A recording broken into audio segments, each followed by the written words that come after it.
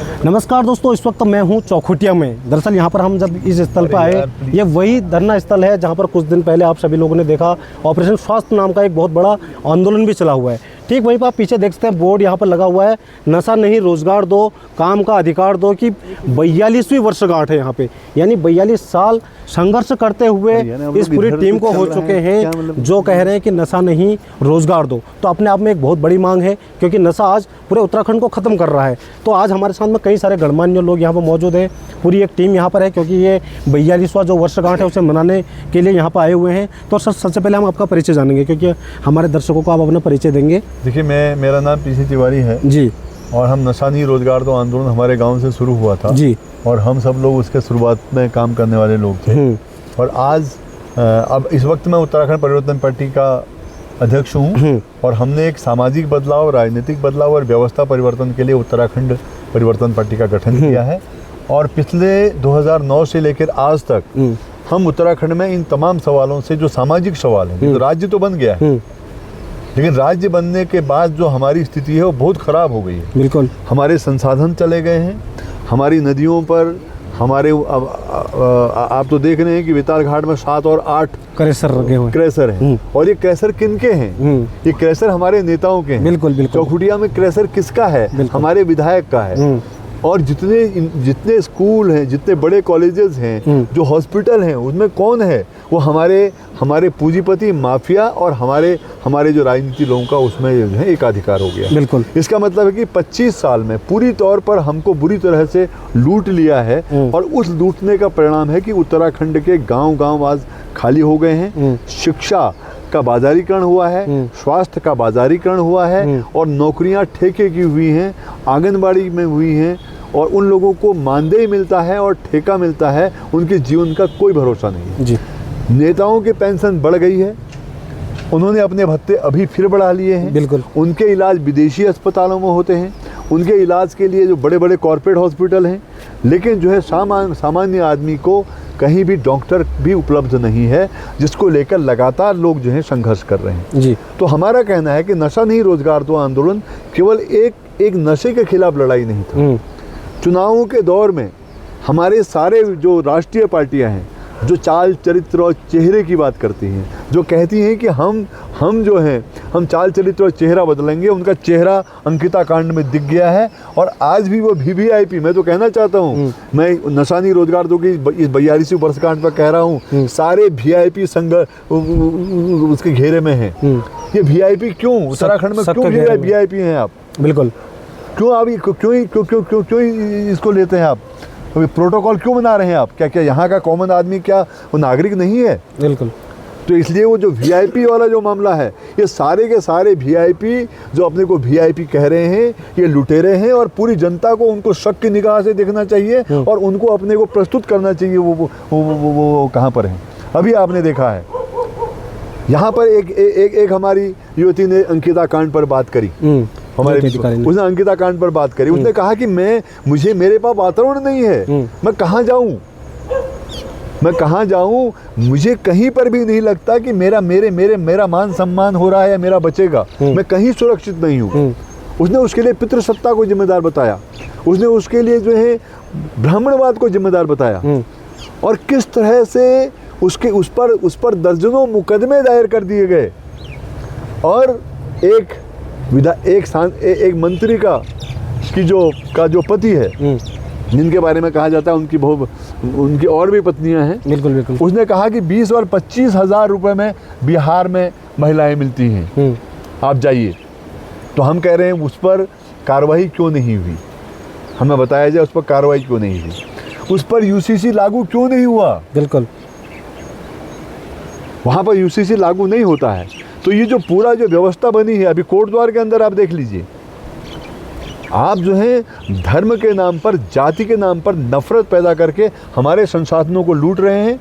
जैसे वो कहते थे ना कि सामने आपको जैसे किसी को फंसाने के लिए आप थोड़ा सा कुछ डाल देते हैं, दाना डाल देते हैं, दाना डाल देते हैं, आपका ध्यान उधर जाता है और दूसरी ओर आपकी गर्दन चली जाती है। हम तो बकरियों का वो देखते थे, बकरी के आगे हरी हरी घास रखती हैं, बकरी बेचारी हरी घास से चलने जाती है, तब तो उसकी गर्दन जो है काट दी जाती है। तो यही हाल आज उत्तराखंड का है।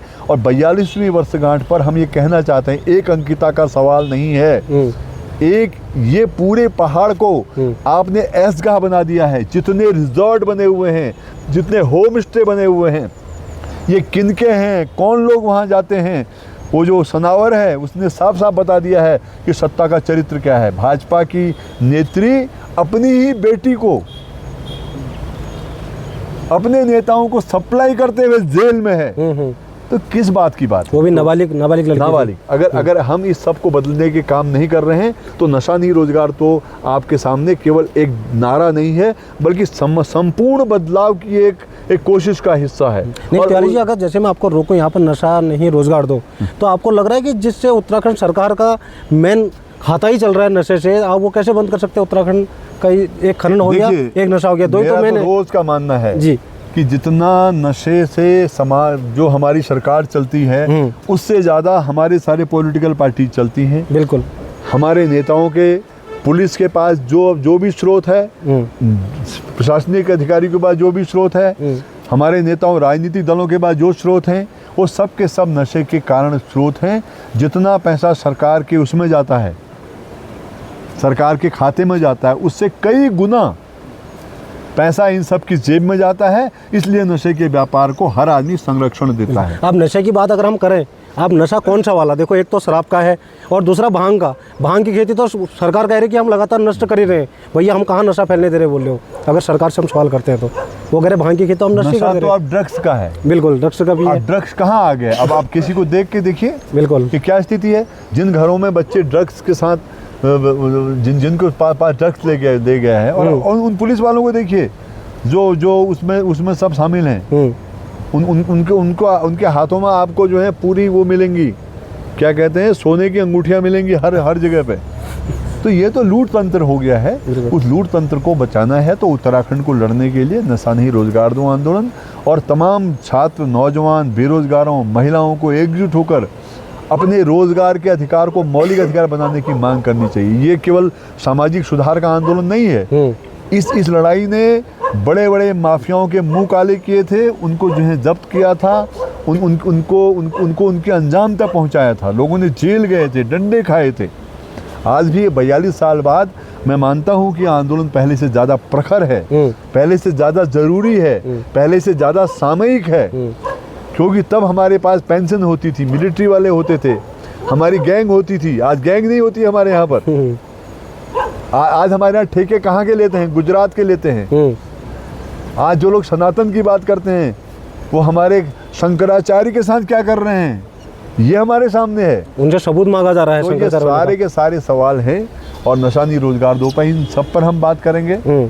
हमें खुशी है कि तमाम तरह के लोग आज 42 सालों तक किसी आंदोलन को बनाए रखना ये समाज की ज़रूरत है और समाज की ज़रूरत के आधार पर ये आगे बढ़ रही है।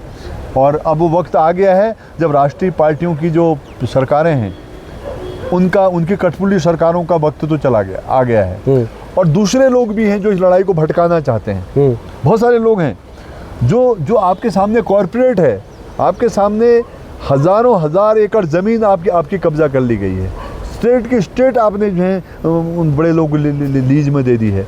आपने जो मसूरी में एवरेस्ट वाला वो सारा मामला दे दिया है। लेकिन हम उसको बहुत छोटी लड़ाई में लड़ना चाहते हैं। हम उसको बोल पहाड़ी बोलना चाहते हैं क्योंकि हमको सामने 2027 दिखता है। और हमें तो ये लगता है कि आज ऐसे दौर में पूरी की पूरी सरकार इस पूरे चुनाव पर कब्जा करने के लिए वो कोशिश कर रही है कि आम आंदोलनकारी उत्तराखंड के अंदर भी इस तरह की बातें की जाए। इसलिए उत्तराखंड के साथियों को बहुत धैर्य से, समझदारी से अपनी रोटी, कपड़ा, मकान, शिक्षा, मूलभूत अधिकार, नागरिक अधिकार, अपना सम्मान और उन सब के लिए जो लड़ाई है वो नशा नहीं रोजगार दो की लड़ाई है। उसके लिए हम सब लोगों को काम करने की ज़रूरत है और आज के दिन में तो हम यही बात कर सकते हैं और इसी के लिए हम यहाँ पर आकर खड़े हैं। बिल्कुल बिल्कुल। तो काफ़ी अच्छी बात बताई इन्होंने और जो मुद्दे हैं वो भी वास्तविक तौर पे उत्तराखंड की ज़रूरतें हैं। लेकिन देखने को यह मिलता है जो आजकल उत्तराखंड की ज़रूरतें हैं उन पर तो कोई फोकस करता नहीं है। क्योंकि आप सभी लोग देख रहे हैं बात किस चीज़ की होती है? अगर हम राजनीति की करें, 2027 चुनाव आने वाला है, तो यहाँ पर महंगाई का जो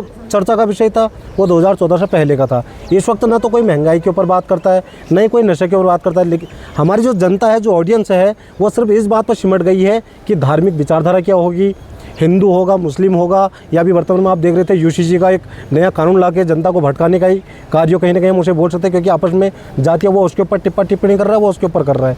तो जो अहम मुद्दे हैं वो तो गायब है चुनाव में से भी। आप देख रहे हैं कहीं पर महंगाई का जानबूझकर गायब किए गए हैं सारे मुद्दे जी, और इन मुद्दों को इसलिए गायब किया जा रहा है ताकि आप अपनी मूलभूत जरूरतें, समस्याओं से आपका ध्यान चला जाए, बिल्कुल, आप आपस में मारकाट करें और जो है ये लोग सत्ता में बैठकर जो है पूरी जनता की संपत्तियों को लूटें। आज विदेशों में हमारी क्या पोजीशन है ये सबसे किसी से छुपी भी नहीं है। आज देश में हमारा डॉलर कहाँ चला गया?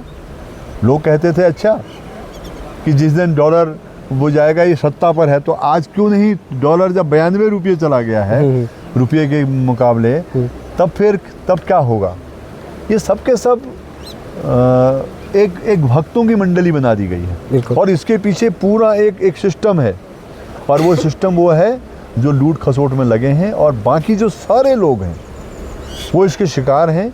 ये बात उनकी समझ में आ रही है और मुझे लगता है ये बदल जाएगी और इसलिए किसी भी कीमत पर संकीर्ण दायरे से उठने की ज़रूरत है। संकीर्ण दायरे से उठिए, अपने समाज को न्याय दीजिए, अपनी बहनों को, महिलाओं को बराबर का हक दीजिए, सबको एक जैसी शिक्षा दीजिए, सबको एक जैसा स्वास्थ्य देने की बात करिए। आप यूसीसी की बात करते हैं, समान नागरिक संस्था की बात करते हैं, समान स्वास्थ्य की बात क्यों नहीं करते? समान रोजगार की बात क्यों नहीं करते? समान पेंशन की बात क्यों नहीं करते? समान कार्य के लिए समान वेतन की बात क्यों नहीं करते? ठेकेदारी प्रथा क्यों? आप देख लीजिए इन लोगों को। जब आप 4.5 लाख 5 लाख रुपया तनख्वाह ले रहे हैं तो 7,000 8,000 में एक जो बेरोजगार लड़का ठेके पे जो काम कर रहा है उसकी ज़िंदगी कैसे बीत रही है? बिल्कुल, ये सब का सब ये परिस्थितियाँ पैदा की गई हैं और इन सब के लिए हमको लड़ने की ज़रूरत है। और मैं उम्मीद है, मुझे देखो हमारी उम्मीद 42 साल से नहीं है, 42 साल से पहले से हम लड़ रहे हैं। हमको जनता की इस पर उम्मीद है और मैं देख रहा हूँ समाज को बदलते हुए, मैं देख रहा हूँ उत्तराखंड को बदलते हुए, मैं देख रहा हूँ लोगों को चेंज करते हुए। मुझे उम्मीद है कि नशा नहीं रोजगार दो की ये जो चेतना है ये एक व्यापक सामाजिक बदलाव और क्रांति की ओर बढ़ेगी और भारत के अंदर जो लुटेरे हैं, जो माफिया राज हैं, उनको हम सबक सिखाएंगे और सबक सिखा रहे हैं और आगे भी सबक सिखाएंगे। बिल्कुल बिल्कुल, ये हमारा संकल्प है, ये नशा नहीं रोजगार दो पर। और मैं जनता से यही कहना चाहता हूँ कि अपने अपने इलाकों में जो आपके चुनाव आपका शराब से बांटते हैं, 15 दिन 20 दिन हमारे नौजवानों को शराब पिलाते हैं और उसके बाद वो शराबी हो जाते हैं, बाद में ड्रग का हो जाते हैं। तो कौन पिलाता है? सवाल कहें ना, भाजपा के नेता कहें नहीं पिलाते हैं, कहें कांग्रेस कहे नहीं पिलाते हैं। अगर कहेंगे तब तो मालूम पड़ेगा ना तुम हो कहाँ पर। बिल्कुल बिल्कुल। तो ये सारी पे लड़ने की ज़रूरत है, ये व्यक्ति की लड़ाई नहीं है, ये हम सबको लड़ाई लड़नी है। यहाँ इन्होंने क्या बना दिया है, कुछ नेता हैं और बाकी कार्यकर्ता हैं। नेता कार्यकर्ता नहीं, हम सबको अपने हकों के लिए लड़ना पड़ेगा, सबको बलिदान करना पड़ेगा। जो अपने बारे में सोचेगा वो समाज के बारे में नहीं सोचेगा, जिसकी लड़ाई है उसी की अगुवाई है। बिल्कुल बिल्कुल। जहाँ तक अभी आप उसकी बात कर रहे थे, हमारे साथी दलित साथी क्या कहते हैं, जगदीश की हत्या कर दी गई। क्या हुआ? कोई बोला, कोई मंत्री बोला, कोई विधायक बोला, कोई सांसद बोला, एक शब्द नहीं बोला। तो तुम कैसा समाज बना रहे हो? इसकी तो लोगों को सोचना पड़ेगा और हम सब लोग सोचेंगे, लड़ेंगे और जीतेंगे। जी, तो काफ़ी अच्छा लगा बात करके, क्योंकि काफ़ी अहम मुद्दे इन्होंने यहाँ पे रखे हमारे सामने। और कोई